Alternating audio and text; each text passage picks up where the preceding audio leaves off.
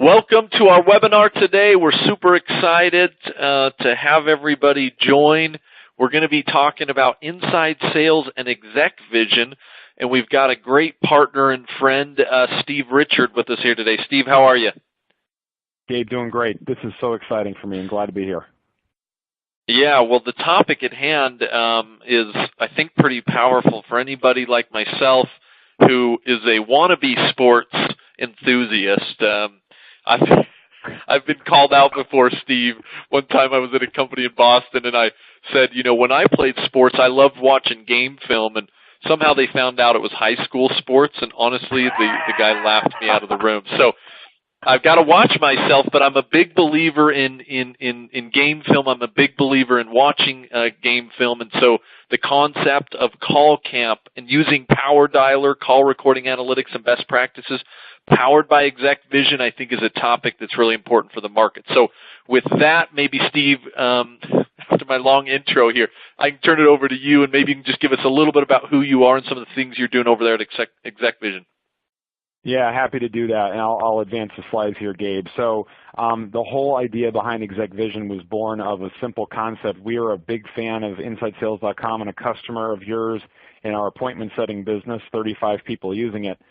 And what we found over and over again is there's this lack of visibility inside of the conversations, and it's not for lack of recording, which you have the recording capability, but then doing much with the recordings we found to be challenging. So this idea was born of being able to take these conversations, turn them into actionable intelligence, and up until this point we've been growing the business. We've grown it up to 40 companies, 40 customers, and we really view it, Gabe, less as about growing a company, and we view this more as a movement.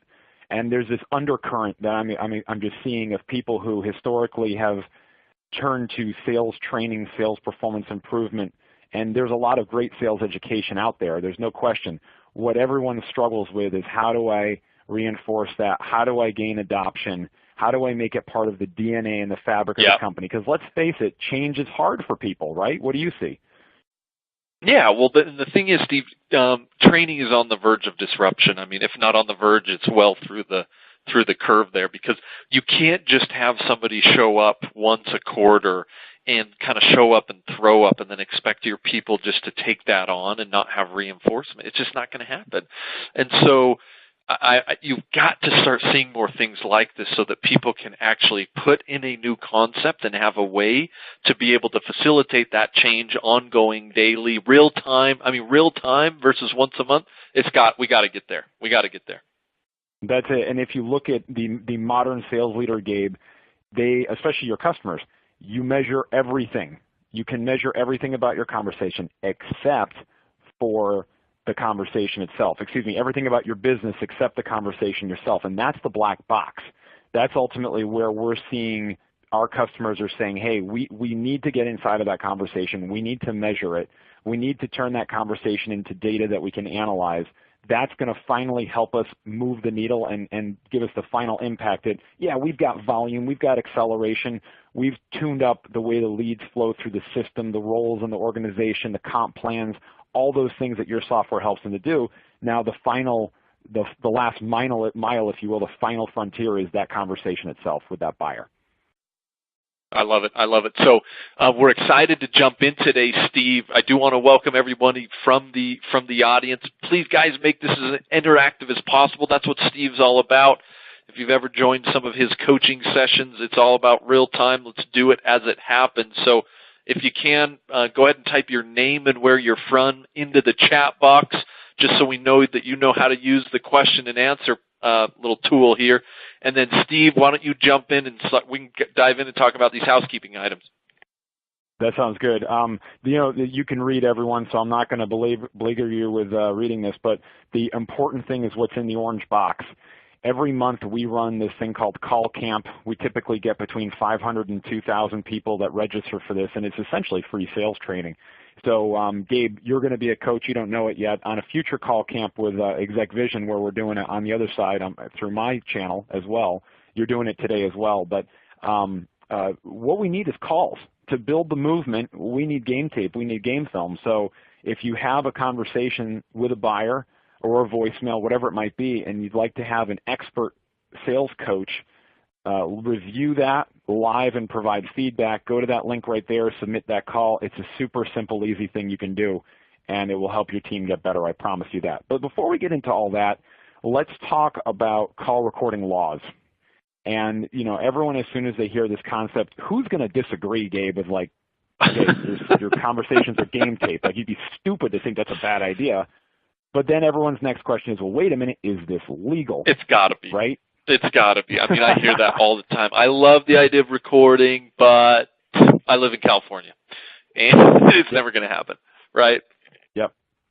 Totally get it. So let me give you a quick education on the call recording laws. And it's a fascinating topic. I'm being kidding here. It's a little bit dry, but I've learned a lot about it because I have to in this business, to the extent that we've actually we've talked to people like, for example, who work at state general counsel's offices, state's attorney's offices. We've spoken with GCs of big companies, mid-sized companies, small companies. We've had lawyers investigate case law. And here's what we've learned. In the vast majority of U.S. states, they're single-party consent states. You don't have to ask consent if you're calling into one of those states. If the call is being placed into someone in one of those blue states, those are considered two-party consent states, where you have to do the ask for permission thing. Where, you know, then now for most of your customers, Gabe, if you're doing an unscheduled, unexpected call, and usually it's outbound or in response to a lead, typically speaking, it would be a little bit awkward for them to say, hey, hi, Gabe, this is Steve Richard. Do you mind if I record this call? The one thing you could do is you could say, hi, Gabe, this is Steve on a recorded line. That's an old Mike Brooks InsideSales.com way of saying it, but it's still a little bit strange. Yeah, I've heard that normal. though. I've heard people do it. You know, I mean, it can come off a little weird, but I think it's important to know that for the audience. I mean, I know of at least a half dozen clients who do it. Their business is doing fine, so it may not be the worst thing. It's not the worst thing at all. So just again to recap that, Gabe, this is Steve on a recorded line, and then you say whatever you normally say. The reason I'm calling is I was doing some research, whatever it is. Now, the three states that are interesting, I call them the M states: Maryland, Michigan, and Massachusetts. If you go to Wikipedia, they talk about how they're two-party consent states, but when you get into the case law in those states, whenever cases have been tried, what you're going to see is as long as the recording is being done for normal business purposes, number one, and number two, as long as the recording is being conducted on communications equipment provided by the company, what they're trying to avoid is wiretapping. As long as those two stipulations are being met, it's okay to record. So we actually have a lot of our customers are in Massachusetts, even though we're in D.C. area. A lot of them have looked at that law and changed their corporate policy. So I raised this slide to say if any of you are having challenges with call recording laws, so far I've spoken with 12 legal departments at 12 separate companies, and I'm 12 for 12, having spoken with those 12 companies. The reason that we're batting 1,000 on those conversations is because of your product. There is a secret feature. Gabe, did you even know about this feature? I did actually know a little bit about this feature. Yes, I must admit I did. Good. Okay, good. I have encountered many inside salespeople who have not, but it's not like the prominent feature, and it's not the sexy feature maybe in the it's not Neurolytics. But what it gives you the capability to do is put in area codes of those problematic states, those two-party consent states, and it will only record the rep. So it will record your salesperson, but it won't record the buyer. And it's very similar to, if any of you have watched ESPN, sometimes they'll break down football plays, and they'll blur out. It's like they remove the defense from the field, and they just show the offense. So now you see what the offense is doing without seeing what the defense is doing. It's almost exactly that same process. Now, the good news is, at ExecVision, we have pulled together a comprehensive list of the area codes for those two-party consent states. We have those available for anybody. So if you want to get in touch with me, I can give you that list of area codes. I'll save you probably about a half a day of research pulling all those together and copying and pasting. And then you can put those inside of your Powerdialer in your call recording settings, and you'll record only one side of the call. Hey, Gabe, how often do you see, because you work with a lot of customers, how often do you see people leveraging this feature? No, truthfully, to your point, it's a little bit of a hidden gem. I feel like a lot of companies go for recording, but then they get scared off by some of these concepts of recording laws, and so I would feel it just because it gets a little complicated. They talk to their general counsel. We don't have a general counsel that advises that. InsideSales.com, we ask them to go externally. So a lot of people end up just recording one side of the phone call, which is another feature within InsideSales.com. They'll just record what their rep says. I mean, certainly you lose a lot of real meat there, but I would say a lot of companies go there because of the simplicity. Yep, and this is where I love this, and I'm educating the inside sales leaders that are out there on, hey, you can have your cake and eat it too. We can be compliant in those two-party consent states. We can have it so if a call is placed into one of these area codes that we're compliant, and it's only one-sided recording. And if you're making a call into one of the states that's not, let's say it's Northern Virginia, this is a one-party consent state. Let's say you're in Utah, no problem.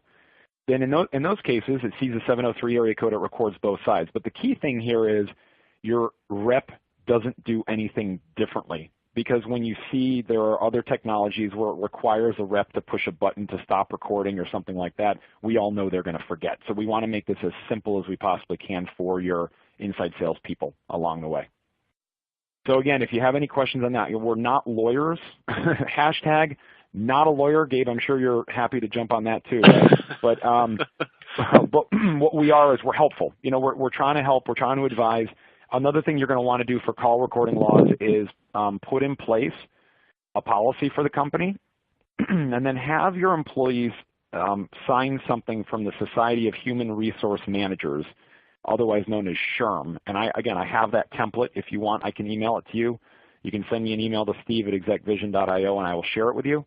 And as long as you do that, really where companies get in trouble is where they're recording all of their employees' calls without the employees knowing about it. And I just think that's a shady practice anyway. That's not the kind of business you want to run. So avoid that. Make sure everyone understands why we're doing it and it's for positive, productive purposes. Any final thoughts on that, Gabe? No, I think you nailed it. I think this is such an important concept of watching game film that I would just stress to the people out there that it's worth the extra effort to just take, the one step, the two steps to be able to figure out, hey, how can we set this up and how can we do it? Because if you do, I promise the benefit outweighs the cost. Yeah, it certainly does. So let's talk about that benefit. And now we're going to dive into the why, who, when, and how of call coaching. And I'm just going to rip through these slides real quick here, Gabe.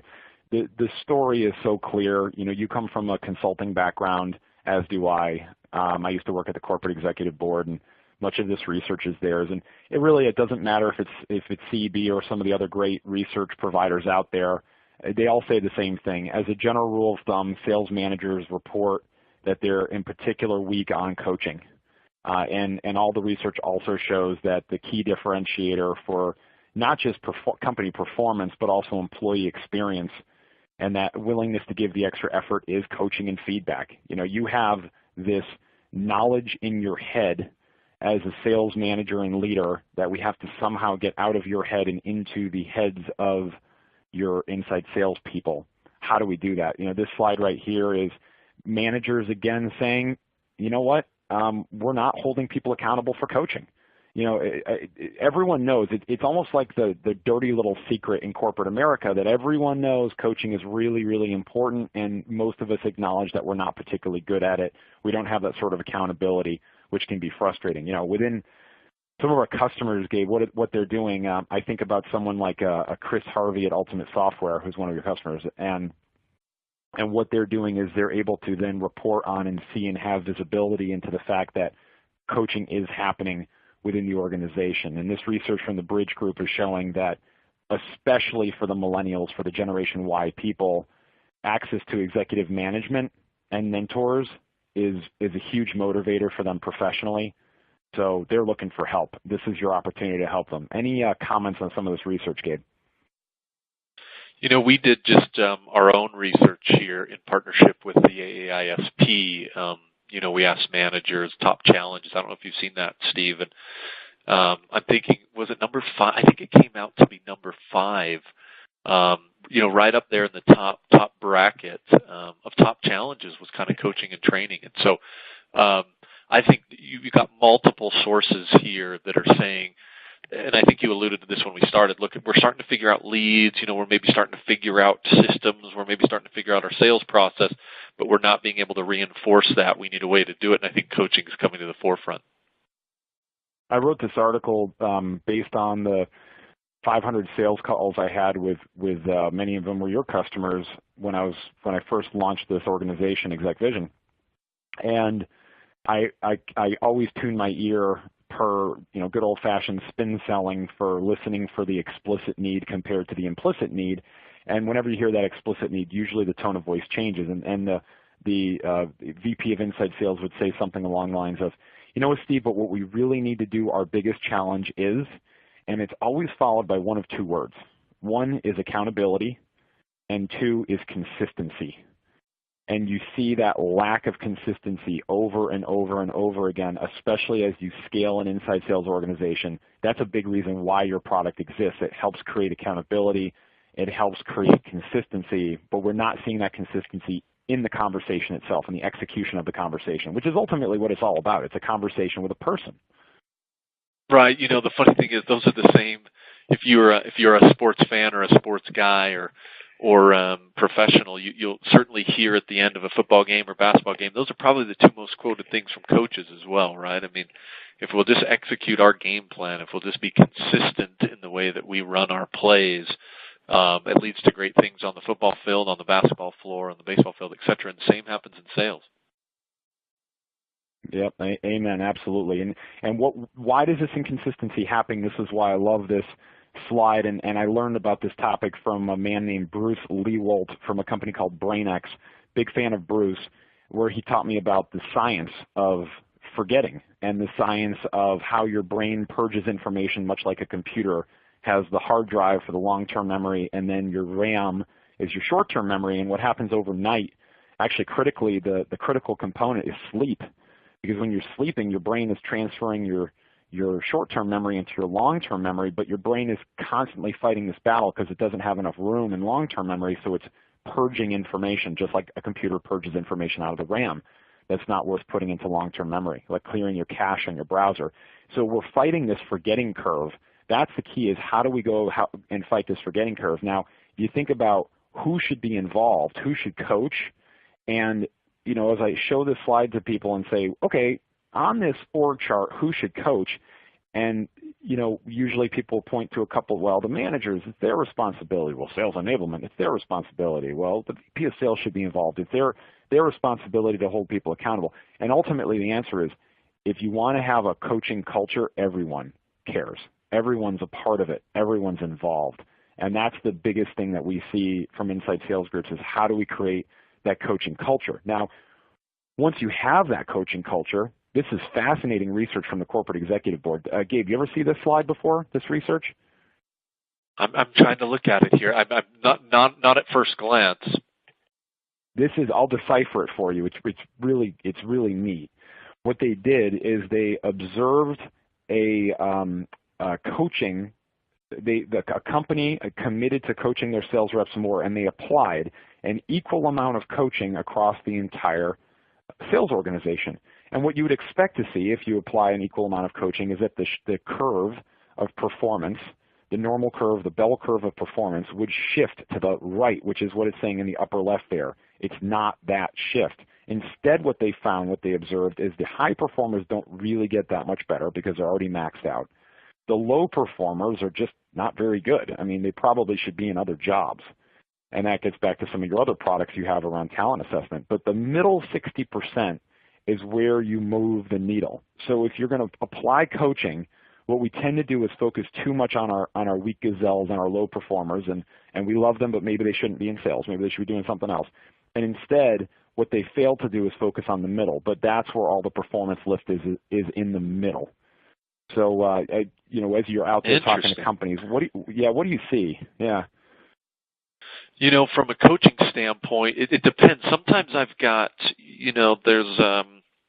there's always a movement kind of, I believe in the underground around kind of the strengths concept, if you're familiar with Gallup, and focusing on on people's strengths. And one of the key things with some of the strengths coaches is trying to focus on not just on your bottom performers.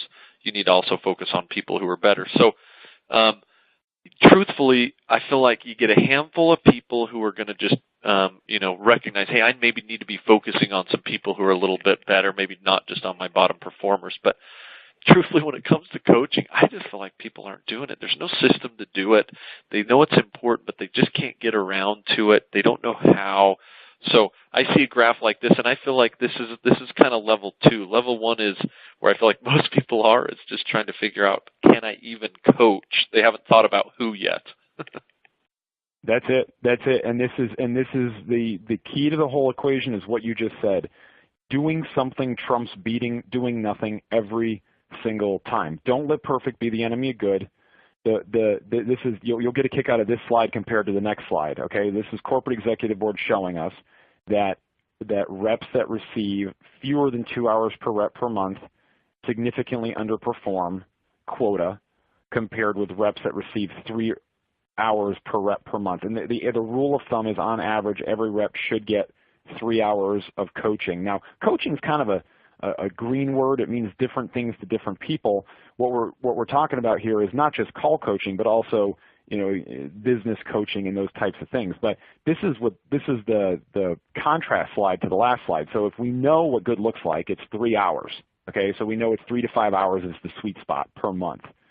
Then we asked this question in some research we did with the Bridge Group, and we asked it of managers and reps, and look at the disparity.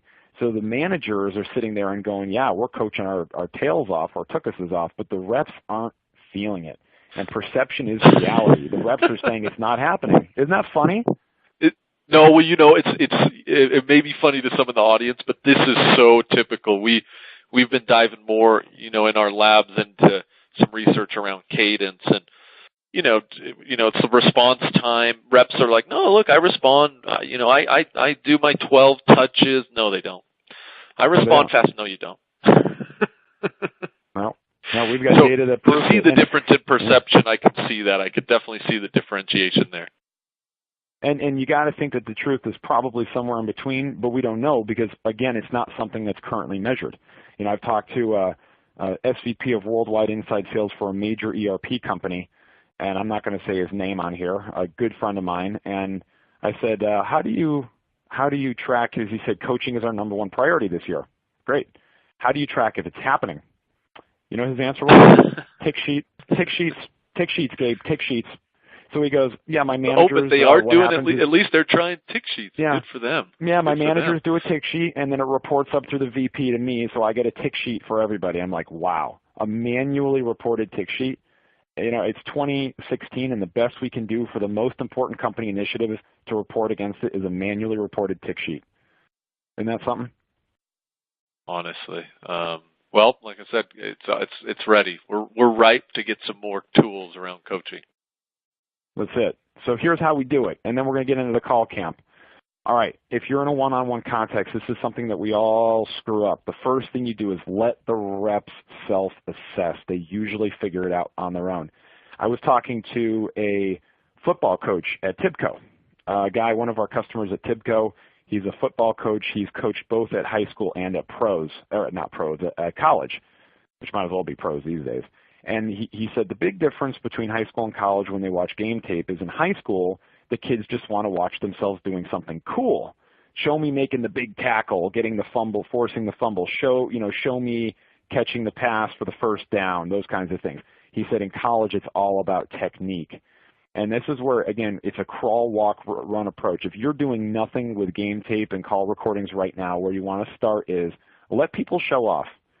Have someone send you a recording of them doing something cool, and let them pound their chest a little bit. And that's good for salespeople to get that energy out. But then once we get past that, then it becomes all about technique. So we let the rep self-assess. Number 2, always lead with something positive. The neuroscience tells us that if you lead with negativity and constructive feedback, the brain chemical cortisol will start to flow. And when cortisol flows, that's the fight or flight chemical. That's the stress hormone. So that when cortisol is flowing, you're getting stressed out, and you're either thinking, I want to punch this guy in the mouth or I want to run away. So most reps will clam up and they'll just stop learning. What we're trying to do is the opposite. We want to have a little bit of dopamine flow. Dopamine makes them feel good. It opens up the sensory inputs and allows people to receive information. So we want to lead with something positive. Then we focus the feedback on one or two things, just like in golf. In golf, you don't have an instructor who says, okay, left arm straight. Okay, turn your hips more. Okay, keep your head still. Look at the ball. No, not okay. Okay. You know, if there's too many things being coached, then the person can't absorb any of it. So you really only want to focus on one or two. And if they just do those one or two things, it makes a difference. Practice to get them right, rinse and repeat, praise those behaviors, track the progress over time, and make habit.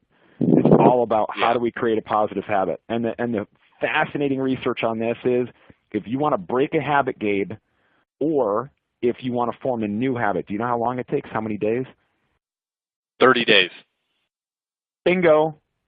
And I'm sure you actually knew that, didn't you? I did. I read that. I can't remember where, but in one of those books, you know, you listen on Audible enough, you start to pick up these random facts. So that's stuck in there somewhere. Somebody asked me the other day. They said we've got 65 employees here between Vorsight and Exec Vision, and somebody said, Steve, why you got so much energy all the time and you don't drink coffee? And I thought about it, and I said, you know what? I wasn't always this way. Yeah, it's true. I go, it wasn't always this way, but there was a time after I graduated college when I was failing in my career, and I had this moment where I looked myself in the mirror and said, I'm not going to do this, because I couldn't. Because if I failed, I was going to end up in my family business, which is great, septic tank business, precast concrete products, northwest corner of Connecticut. I'll save you the joke. I thought about actually doing septic tank. I did. I thought about that, doing that out of college. I opted not to, but that's a great one. It's actually a pretty good business, surprisingly. It's a good business. So failure I'm sure. Wow, interesting. Uncle Jim, if you're listening, don't worry about this. But for me, failure was like, what am I going to do? So that's where I had this moment of, all right, I know I need to make myself a morning person. So what did I do? I forced myself to wake up at 5 a.m. every day for a month. And after a month, I didn't think about it. And now that I've got 4 kids under the age of 7, I really don't think about it. But the habit has been formed. And in this case, for me, that was a positive habit for me in my life. If you're trying to quit smoking or whatever habit you want to kick or whatever habit you want to form, the key to the whole thing in the habit formation loop is the cue. You want to have the cue. So for me, the cue is, now I don't even set an alarm, but when I used to, the cue would be the alarm. And when the alarm went off, it made me angry. And I remember thinking about this. It was a conscious thought. I'm going to get upset when the alarm goes off because that's my cue. And when I got upset for myself for being lazy and lying in bed. And that would cause me to say, well, you're not lazy, get up. So I would get up and I would say, well, what am I going to do now that I'm up? I'm going to go out for a run. And you just create that habit over time, and then it gets to a point where, like, I've got plenty of energy all day long because I exercise in the morning, and it makes it a lot easier to have energy all day. So anyway, I'm sharing that story just to say if you want to form a habit, 30 days is the magic number. Want to do a call, Camp? Let's do it. Let's jam. All right, here's a problem we solve for it at Exec Vision, and then we'll get into it. There is lack of visibility inside of business conversations. The one common denominator across the board is your reps are having conversations. So it's not just about sales, but it's also about customer success and support and renewals. All of these conversations are data. They contain enormous amounts of insights about your market. What if you could find all of your Powerdialer call recordings that contained your competitors, where one of your prospects or one of your customers mentioned your competitors? What should you do with that insight? How could you leverage that? What if you could extract intelligence and see trends using artificial intelligence on why do certain reps perform better than other reps, and how can we scale that across the organization? That's the problem we're solving for.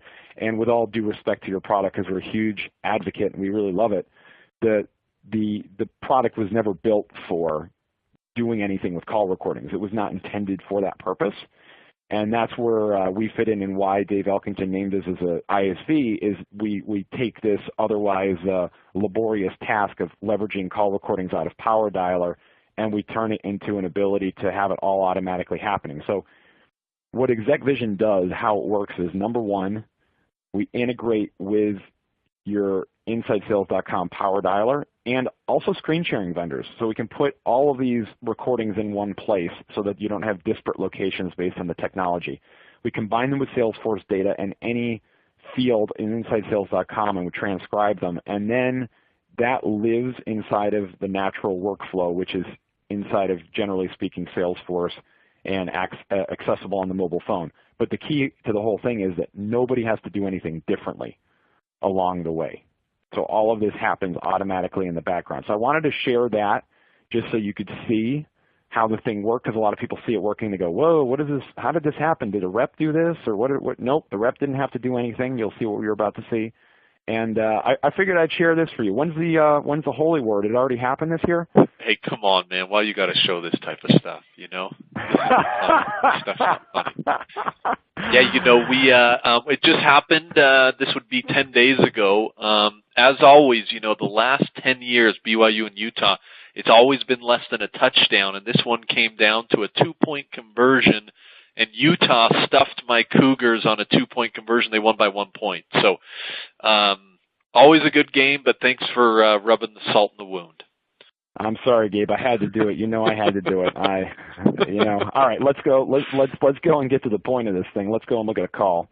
So what we're going to listen to here is one of the best practices we've observed in watching our customers use this product is because they always say, well, how do I use it? You know, what's the cadence or the rhythm, the habit we're going to form?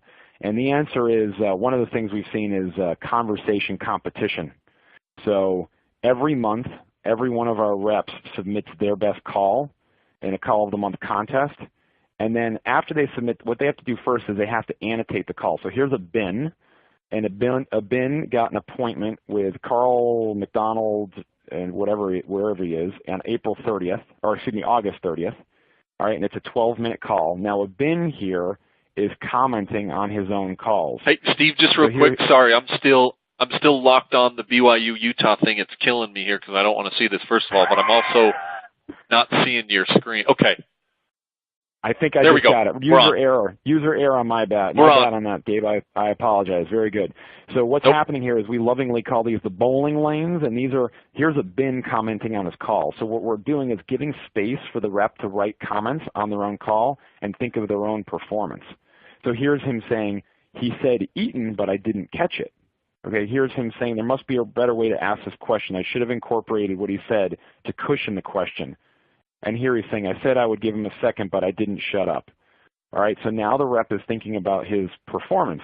Beyond that, you've got his manager, Daniel, writing comments. You've got Bill, who's in training, writing comments and also tagging parts of the call. You've got David Stillman, our CEO, who very rarely gets into the game, but he had to jump in here because the technique for getting a cell phone number to confirm an appointment is just dynamite. You're going to hear it in a moment. And then here's me commenting on the call. Bold, open-ended question on IT priorities. Wow, you asked a girl to marry you right off the bat, but it worked. So I'm going to play this call. We're going to listen to segments of it. And Gabe, I'm going to ask for your feedback and input. Sound good? Uh-oh, I better be ready. I'm tuned in. Laser focused. Let's do it. There it is. All right, I'm going to take it right back to the beginning.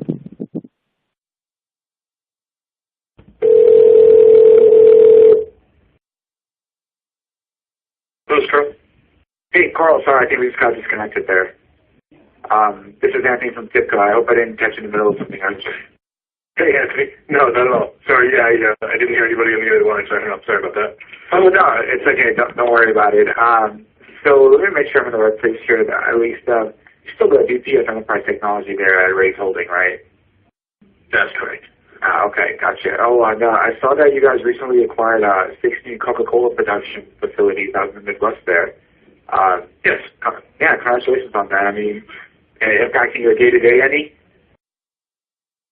Well, yeah, it's we're kind of a grow by acquisition shop, and we don't have an acquisition team, so you know how that goes. We tend to do acquisition with our day jobs. So, oh wow, it's always fun. All right. So Dave, let's stop there. You know, I've done that webinar before with Ken Krogh, the science of using LinkedIn technology and social selling for cold calling, and we spent a lot of time on pre-call research. And I'm just curious to gather your thoughts if you've done any experimentation in the lab, if you open a call with something tailored or customized to the prospect, or maybe you've seen customers do some A/B testing on that. Yeah. So, yeah, this is actually near and dear to us. So, I love that he started. You know, he kind of prefaced it, right? He gave his name, and then he moved right into kind of that personalization. And personalization, I like that word because I feel like it's a little bit of a buzz. It's in email. It's in phone. Did a little bit of the research. It sounds like they've done some acquiring.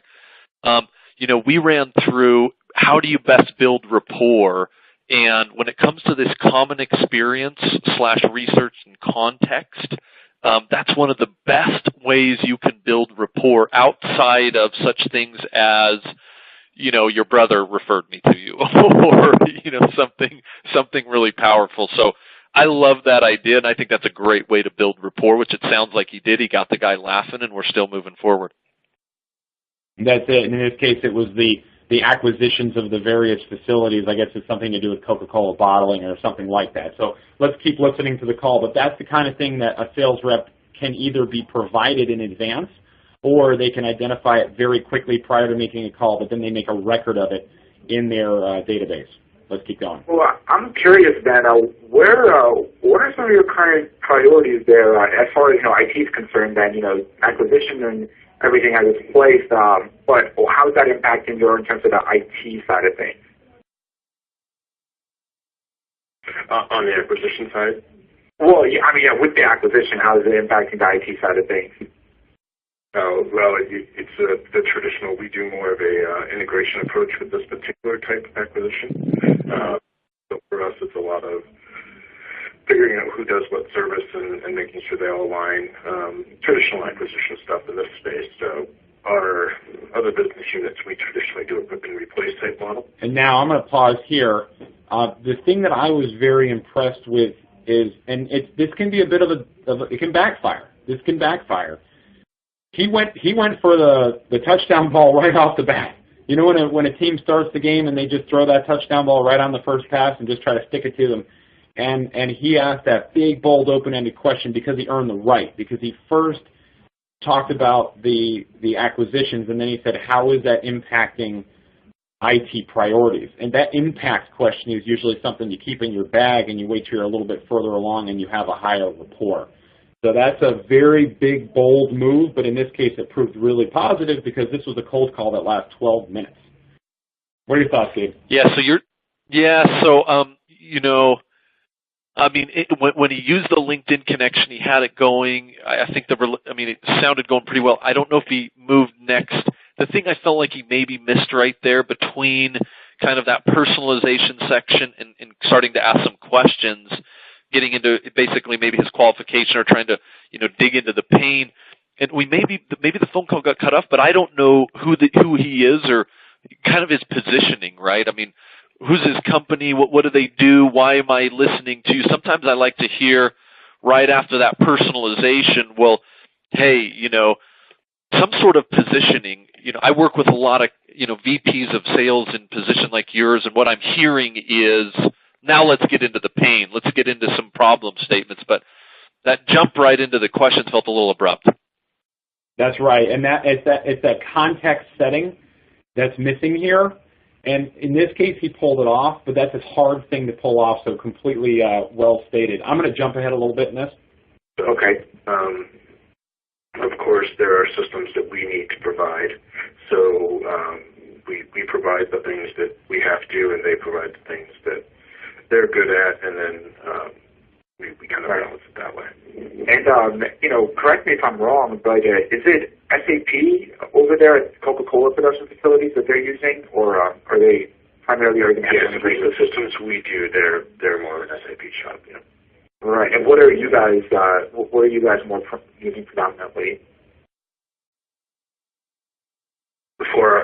So in the Coke system, of course, we just use theirs. Our other business units, we use a mix of things. Not SAP. We use J.D. Edwards. We leverage a combination of Lawson for financials and Manhattan's warehouse management systems for some of our others. We even have a business unit that leverages VIP for the ERP suite, which is specific to the food and beverage industry. Oh, okay, gotcha. So, that actually kind of goes into what I was calling about today. Are you familiar with TIBCO at all, Carl? Yes. So what do you know about us? So a couple of things here that are interesting. He brought in SAP, and this is another one of those ones where for the average sales development rep, I'm not hearing the average sales development rep have an understanding of what types of existing underlying technologies a company is using prior to making the call. It's not hard to find either. What are your thoughts on that, Gabe? I mean, if you can get it, I think that's a great piece to be able to take in. Yeah, that was getting a little into what these guys do, and I was just trying to Google them to figure out a little bit more. But it sounded like there was a relevant conversation happening that was pertinent to that gentleman's business. So it seemed pretty good. But again, the conversation seems relevant, but all of a sudden then I didn't see the tie-in. I mean, the only tie-in was, well, maybe that leads us good to, have you heard of my company? It felt a little like, are we just asking questions to ask questions or just making conversation to make conversation? Or that tie-in felt, well, have you heard of TIBCO? Well, that didn't come off to me as very powerful. Right, yeah, no, I completely agree with that, and that's one of the things that we've been working with the team on is providing that context like you were talking about before of when we have conversations with people like you, they tell me things like that. Now, he's going to get to that a little bit later on, but he doesn't do it in as much of a textbook way here. The interesting thing about it is they're doing systems integration and allowing for real-time data flow. So the fact that they use SAP is going to be a real indicator. And then the good thing that he did here, though, is he said, well, because the reason you have to ask about TIBCO is most everybody has worked with them or heard of them in the past, so you need to understand the context. Most SDRs miss the opportunity to ask, how do you know us? And why? What happened? Give me a little bit of the past. I see. Right? I see. But, yeah. Your point is really good around when I talk to people like you, they're telling me that real-time integration is a challenge. And that's the context piece on the problem that's missing. So let's play a little bit more and hear how it goes.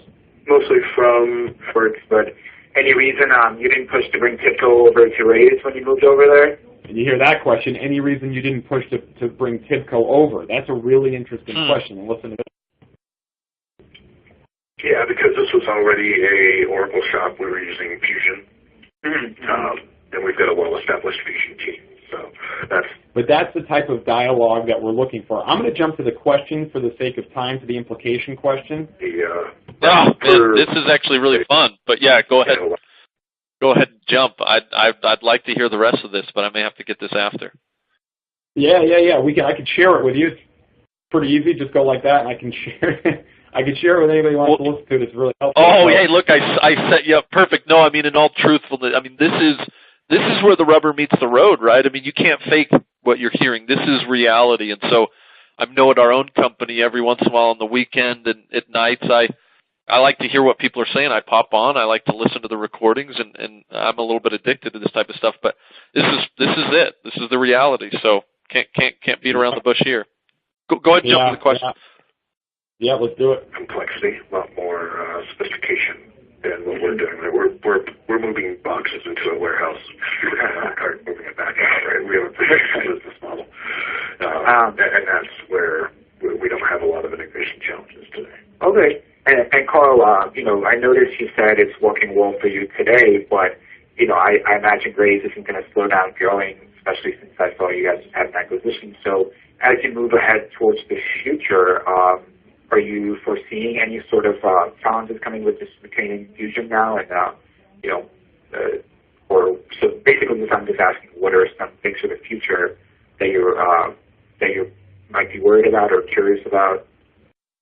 Yeah. I think I sort of gave away how I feel about that question, Gabe.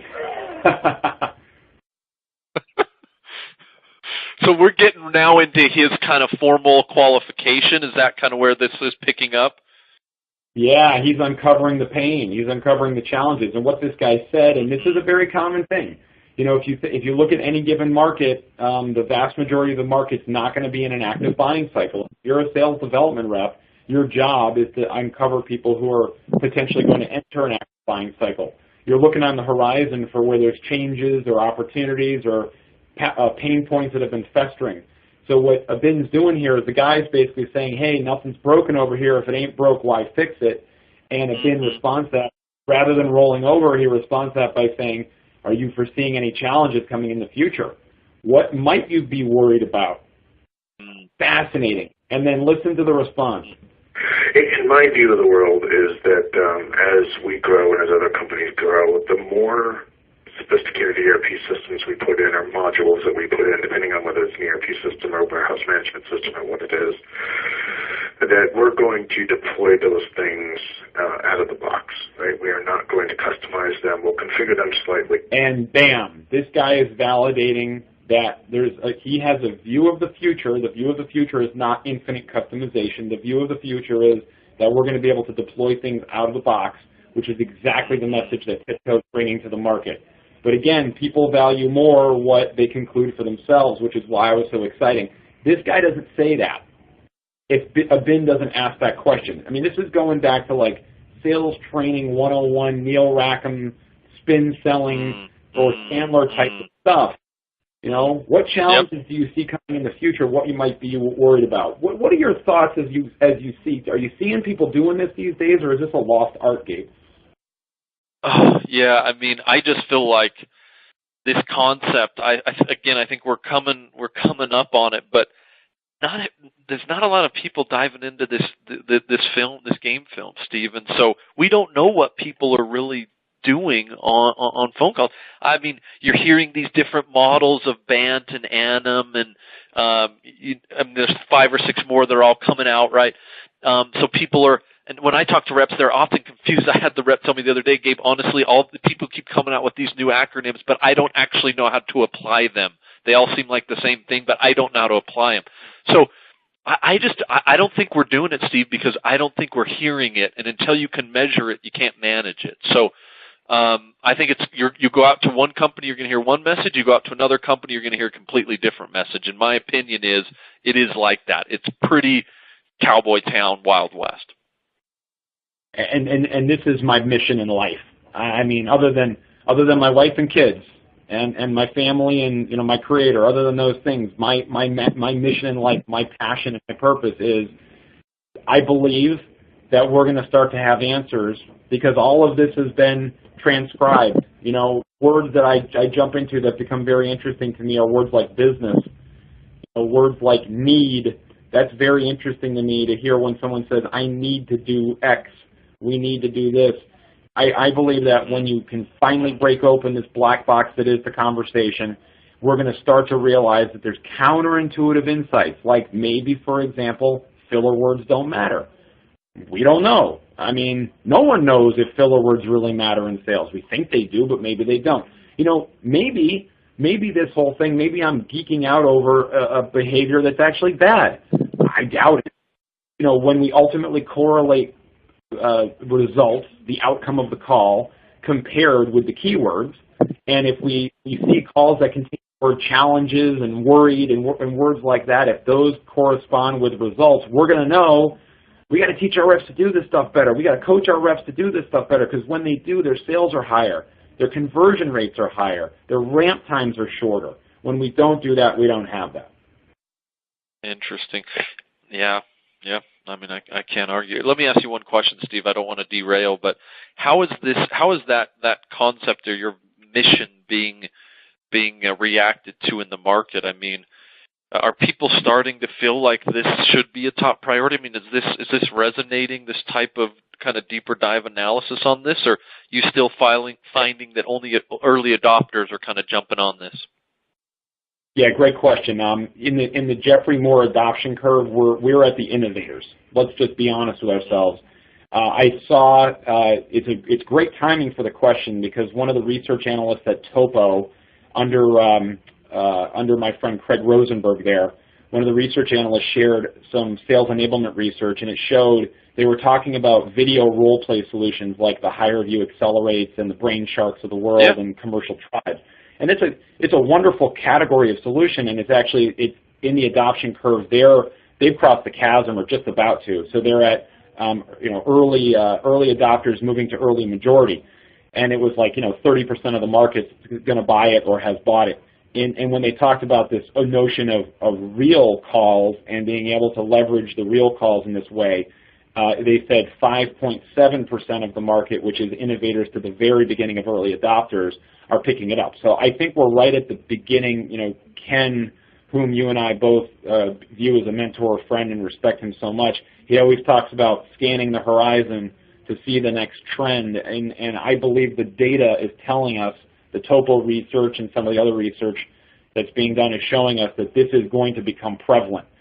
This is going to be, people will look at this in many years like they look at sales acceleration now. Yeah, sales acceleration is, if anything, it's at the late majority, so it's way past the chasm. The chasm's been crossed.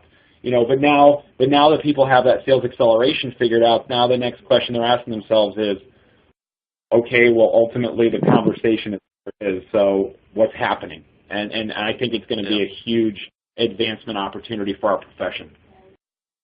Great. Good to know. Let me jump to one more thing that's super cool, because this is just a practice that was mind-blowing when I heard it.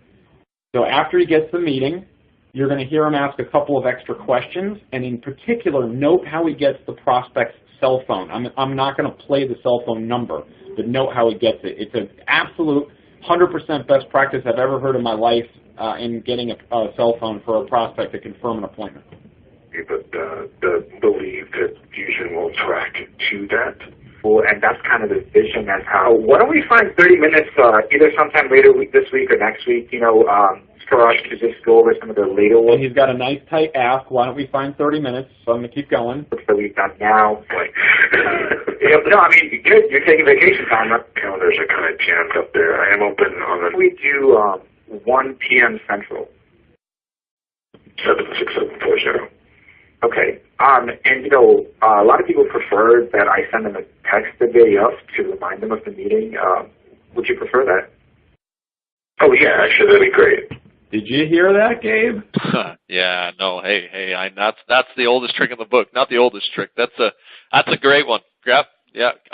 No comment on that one. Well done, yeah. Whoever this person is. Yeah, Ben did a beautiful job, and this is one of those ones where, again, if I go to the average sales development organization or inside sales organization out there in the world, your customers, and I say to them, what's one of the challenges you face?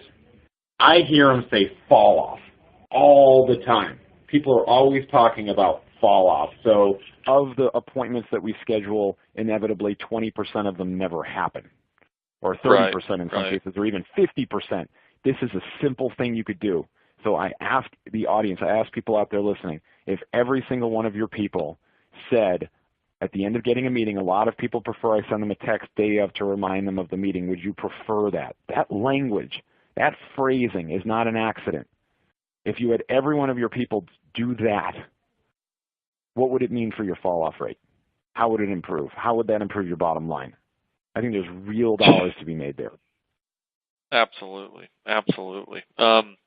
Well, Steve, I mean, that's a lot. That's drinking from the fire hose, and I think you're right. I think you're onto something here. The market's getting ripe to get in and I think get dirty with some of these types of concepts. So kind of bring us to the end here. We've just got a couple more minutes. Looks like maybe we've got 1 or 2 questions that would be good to throw out there. I've asked 1 or 2 that have come in. Not having you maybe not know, but wrap us up here, and then I'll ask you just a couple of questions.